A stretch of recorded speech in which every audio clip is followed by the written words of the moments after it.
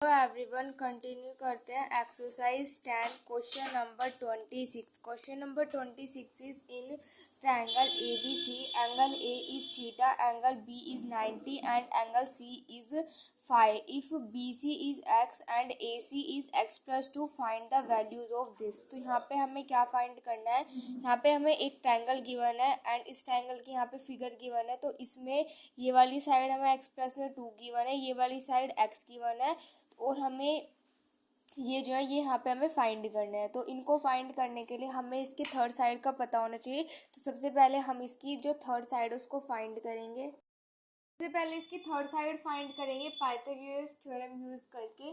तो Pythagoras theorem क्या होती है? हाइपोटेनस का square is equal to perpendicular का स्क्वायर एंड प्लस में बेस का स्क्वायर। तो हाइपोटेनस यहाँ पे हमारे पास x प्लस 2 यानी कि x प्लस 2 का होल स्क्वायर प्लस में परपेंडिकुलर यहाँ पे हमारे पास x है यानी कि x का स्क्वायर प्लस में बेस यहाँ पे हमारे पास ए बी है तो यहाँ पे हो जाएगा ए बी का स्क्वायर।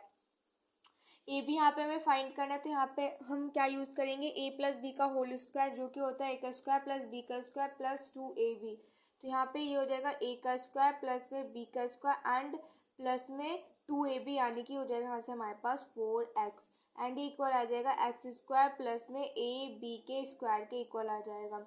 ठीक है, उसके बाद इस वाले एक्स स्क्वायर से ये वाला एक्स स्क्वायर हो जाएगा यहाँ से कैंसल। तो यहाँ पर हमारे पास आ जाएगा डेट इज 4 प्लस में 4x is equal to A B का स्क्वायर। अब यहाँ पर स्क्वायर तो इसका स्क्वायर हटा कर रूट लगा देंगे तो इसके ऊपर आ जाएगा रूट। तो ये हो जाएगा मेरे पास डेट इज 4 प्लस में 4x is equal to A B.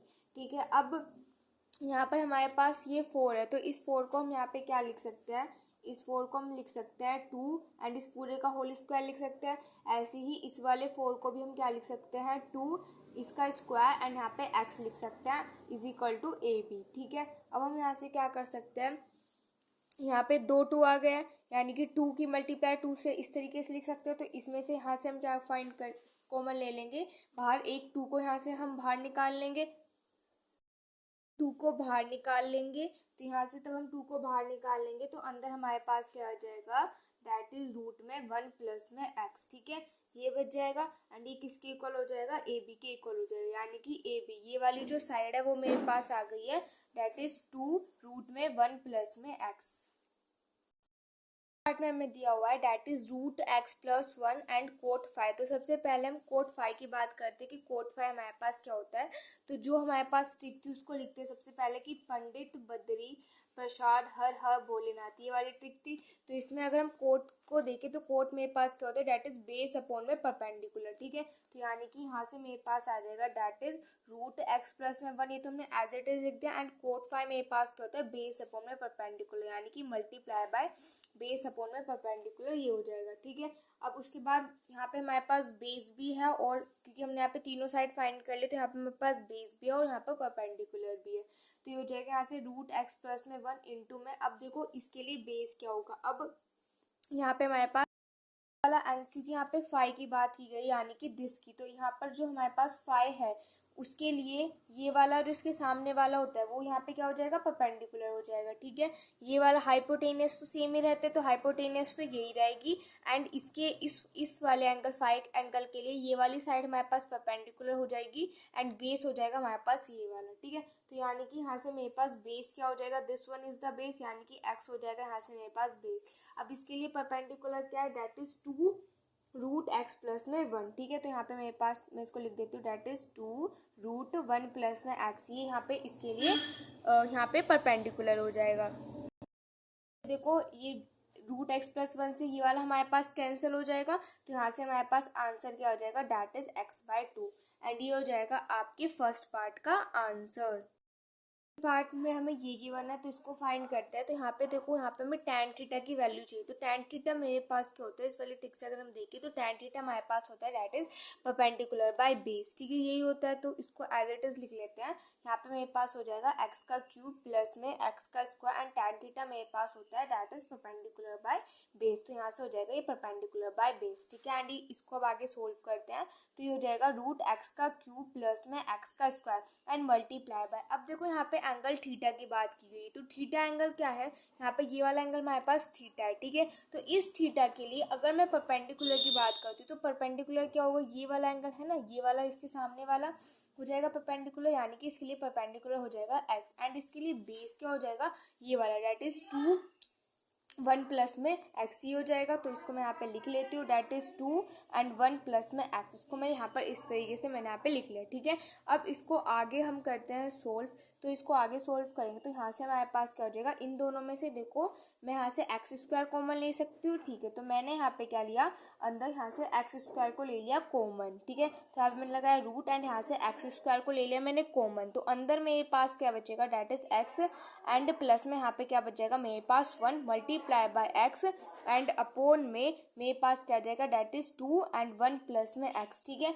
ये आ जाएगा यहाँ से मेरे पास। अब ये एक्स स्क्वायर है तो यानी कि इस वाले स्क्वायर से ये वाला रूट कैंसिल हो जाएगा, तो मेरे पास यहाँ पे क्या आ जाएगा, सिर्फ एक्स आ जाएगा। तो मैं यहाँ पे एक्स लिख देती, यहाँ से मैंने लिख लिया, यहाँ से ये इस वाले स्क्वायर से वाला रूट कैंसिल हो जाएगा, तो यहाँ से मैंने लिख लिया एक्स, ठीक है। ये वाला एक्स मैंने यहाँ से बाहर निकाल लिया। तो अब अंदर मेरे पास रूट में क्या बच जाएगा, डेट इज एक्स प्लस में 1 and multiply by x upon में 2 एंड 1 प्लस में एक्स, ये आ जाएगा मेरे पास। अब इस वाले से ये वाला जो हो जाएगा वो मेरे पास कैंसिल हो जाएगा, तो ये क्या आ जाएगा, that is x square by 2, ये आ जाएगा। सेकंड पार्ट का आंसर हो जाएगा। इसमें हमें कोस थीटा फाइंड करना है। तो देखो कोस थीटा मेरे पास क्या होता है, इस वाली ट्रिक से आप देख सकते हो, कोस थीटा क्या होता है, बेस अपॉन में हाइपोटेनस, ठीक है। ये क्या होता है हमारे पास, यहाँ से कोस थीटा होता है। तो कोस थीटा मेरे पास होता है बेस अपॉन में हाइपोटेनस। अब देखो यहाँ पे एंगल थीटा की बात की गई है, ठीक है। तो यानी कि इस वाली थीटा, तो थीटा के लिए वाला परपेंडिकुलर हो जाएगा, ये वाला हाइपोटेनस एंड ये वाला बेस हो जाएगा, ठीक है। तो अगर मैं यहाँ से इसकी बेस की बात करती हूँ तो इसके लिए ये वाला बेस हो जाएगा, यानी कि यहाँ पे हो जाएगा 2 1 प्लस में एक्स, ठीक है, एंड अपॉन में हाइपोटेनस। तो हाइपोटेनस यहाँ पे मेरे पास क्या है, डेट इज एक्स प्लस में 2। यहाँ पे सिर्फ कोस थीटा फाइंड करना था एंड ये आ गया हमारे पास यहाँ पे आंसर।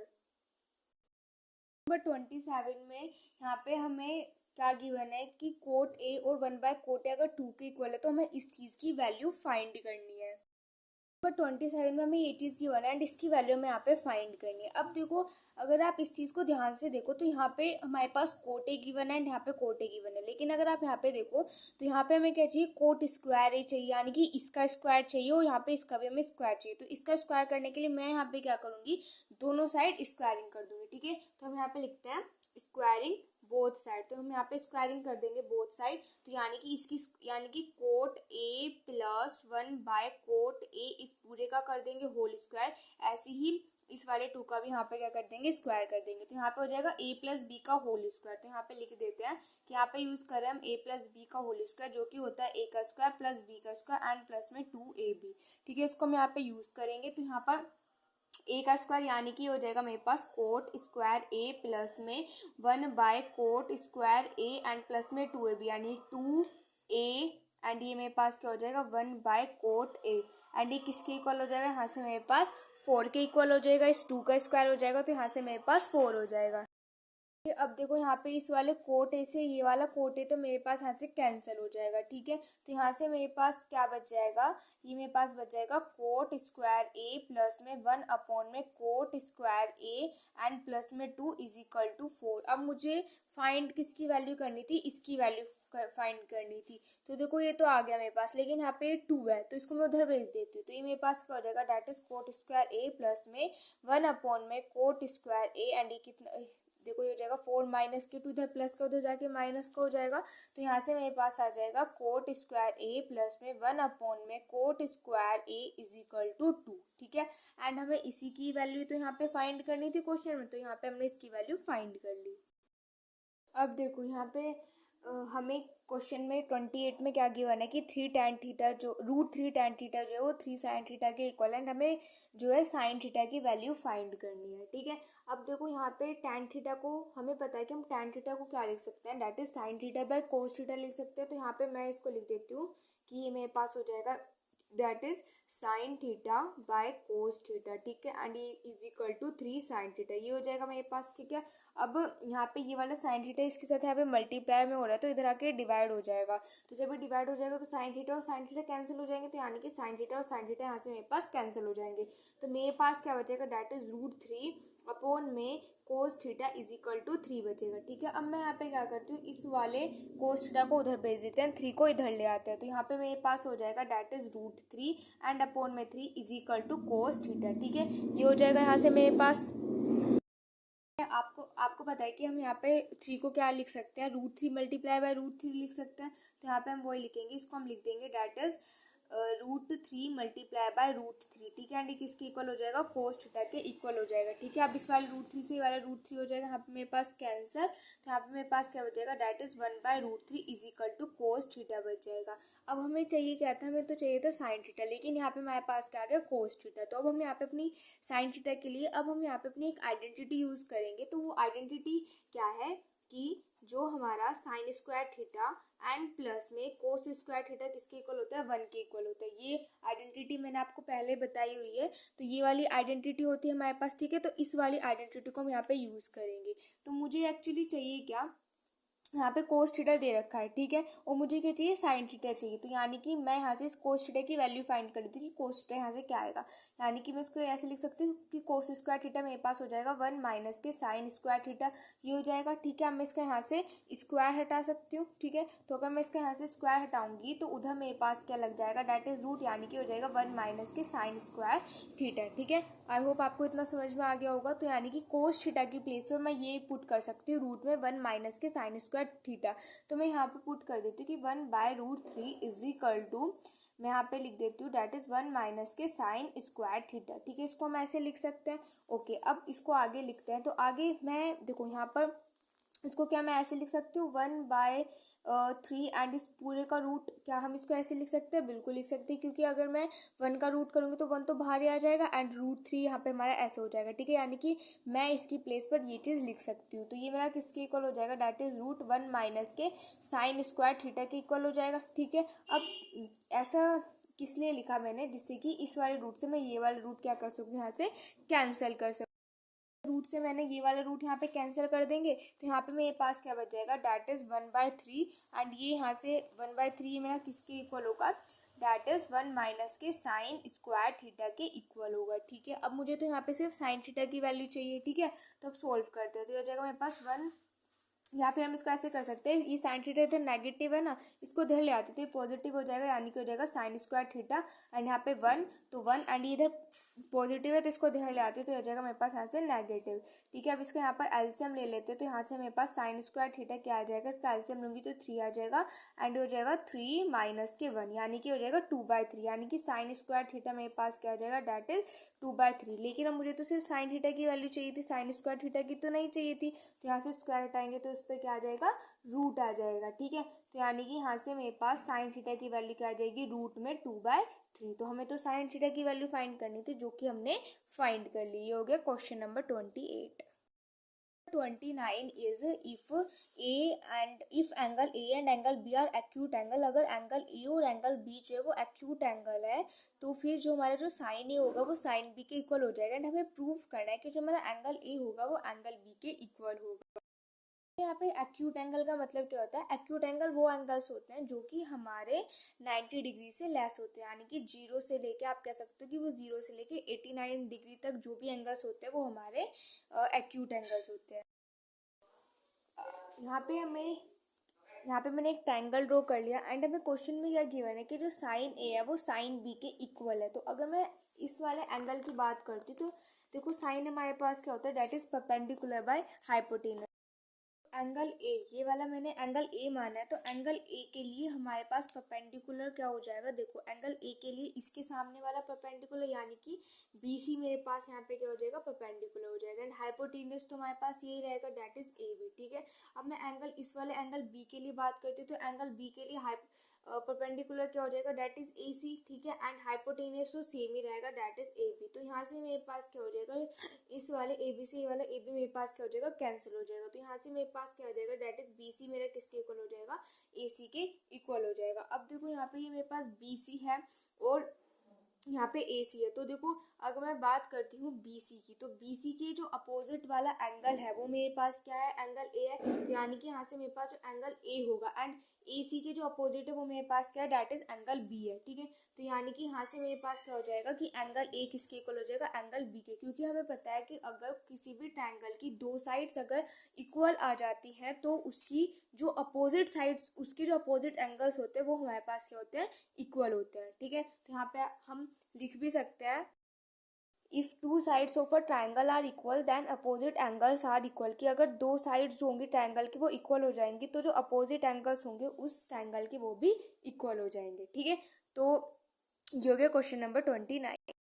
30 में क्या बोला गया है कि अगर एंगल ए और एंगल बी एक्यूट एंगल है कि तो फिर हमारी जो tan ए होगा वो tan बी के इक्वल हो जाए। तो हमें प्रूव करना है कि एंगल ए एंगल बी के इक्वल होगा। ओके, तो हमने यहाँ पे अगेन दोबारा से एक ट्रायंगल ड्रॉ कर लिया, एंड इस बार हमें क्वेश्चन में क्या गिवन है कि जो tan ए है वो tan बी के इक्वल है। तो tan मेरे पास क्या होता है, that is perpendicular by base, ही होता है। एंड ऐसे यहाँ पे भी मेरे पास क्या हो जाएगा, परपेंडिकुलर बाय बेस। अगर मैं इस वाले एंगल के लिए बात करती हूँ तो इसके लिए परपेंडिकुलर मेरे पास क्या होगा, बी सी होगा। तो मैं यहाँ पे लिख देती हूँ बी सी। ठीक है, एंड ये वाला इसके लिए परपेंडिकुलर होगा, ये वाला इसके लिए हाइपोटेनियस होगा। ठीक है, तो बेस क्या हो जाएगा इसके लिए, ए सी। तो यानी कि यहाँ से बेस क्या हो जाएगा, ए सी। ठीक है, समझ में आया। अब ऐसे ही इसके लिए तो tan बी के इस वाले एंगल के लिए परपेंडिकुलर क्या होगा, ये वाला होगा, यानी कि ए सी हो जाएगा। यहाँ पे मेरे पास परपेंडिकुलर एंड बेस, तो इसके लिए देखो बेस क्या होगा, ये वाला अगर मेरे पास परपेंडिकुलर है, ये वाला हाइपोटेनस, तो बेस क्या हो जाएगा यहाँ से मेरे पास बी सी। ठीक है, तो यानी कि इसका बेस क्या हो जाएगा, बी सी। यहाँ से क्रॉस मल्टीप्लाई कर देते हैं तो ये उधर जाएगा, तो यहाँ पे B C and B C यानी कि हो जाएगा मेरे पास बी सी का होल स्क्वायर, एंड इधर ए सी है तो ये ए सी उधर जाएगा तो उधर जाके क्या हो जाएगा, ए सी का होल स्क्वायर। ठीक है, ये हो जाएगा। इस वाले स्क्वायर से ये वाले स्क्वायर मेरे पास कैंसिल हो जाएगा, यानी कि यहाँ से मेरे पास क्या आ जाएगा, बी सी किसके इक्वल आ जाएगा, ए सी के इक्वल आ जाएगा। अब अगर मैं बी सी के अपोजिट एंगल की बात करती हूँ तो बी सी के अपोजिट एंगल क्या है, एंगल ए। तो यानी कि एंगल ए किसके इक्वल होगा, ए सी। ए सी का अपोजिट एंगल क्या है, एंगल नंबर बी। तो यानी कि एंगल बी। तो यानी कि यहाँ से मेरे पास क्या आ जाएगा कि जो एंगल ए होगा वो एंगल बी के इक्वल हो जाएगा। अब आपको लिखना क्या है, जो क्वेश्चन नंबर 29 में ये वाली लाइन जो लिखवाई थी यही आपको क्वेश्चन नंबर 30 में लिखनी है। ठीक है, एंड हमें ये यहाँ पे प्रूव करना था कि एंगल ए एंगल बी के इक्वल होगा, तो ये यहाँ पे हमने प्रूव कर दिया। सो यहाँ पे हमारी एक्सरसाइज 10 होती है कंप्लीट। न्यू एक्सरसाइज स्टार्ट करेंगे नेक्स्ट वीडियो से। If you like my video please like share and subscribe. Thanks for watching.